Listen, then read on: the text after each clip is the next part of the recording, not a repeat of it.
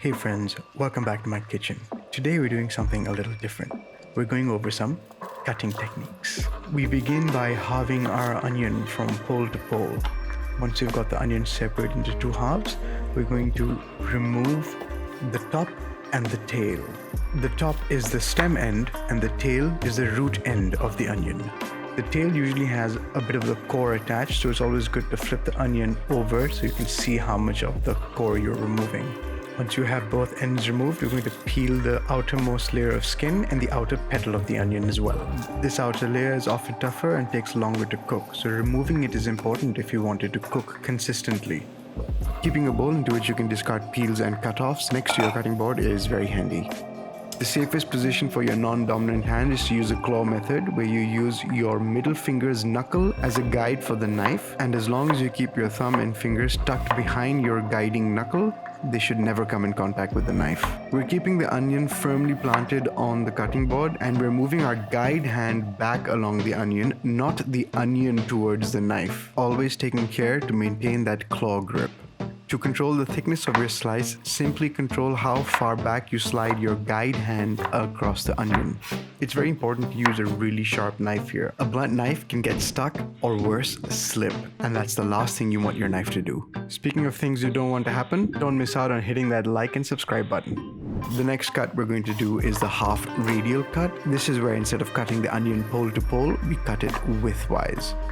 Once again, employing the claw method, notice how I keep the onion placed firmly on the cutting board and move my guide hand back across the onion, controlling the knife and making consistent cuts. Once you've sliced enough of the onion, it will no longer be able to stand up on that axis, so it's okay to flip it over and proceed to slice the remaining onion. Next, we're going to move on to a dice. First thing we're going to do is half our onion from pole to pole, and then we're going to locate the stem end of the onion. Leaving the root end intact, we're going to remove the stem end from each of the onion halves. Then, just like before, we're going to remove the papery outer peel and the firm outer layer of the onion. Clean your board of unwanted onion bits and then place one half cut side down onto the board. Then by using the tip of your knife, proceed to make small incisions along the width of the onion, taking care to keep the root end intact so that it can hold the onion together.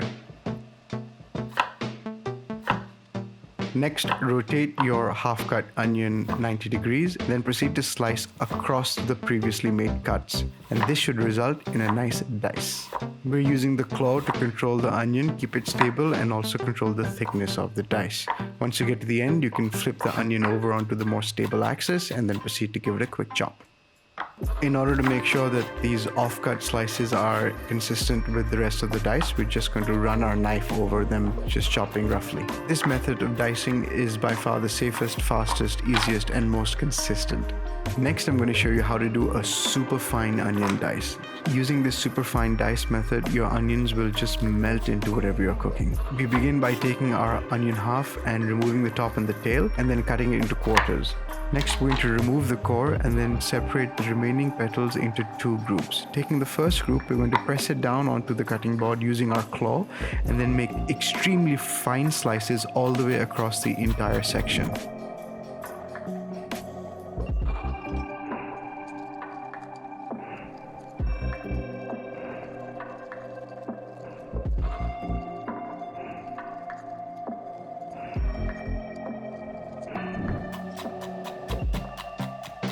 Once you've sliced the entire section of onion, group the slices together, rotate them 90 degrees, and then proceed to do a super fine dice.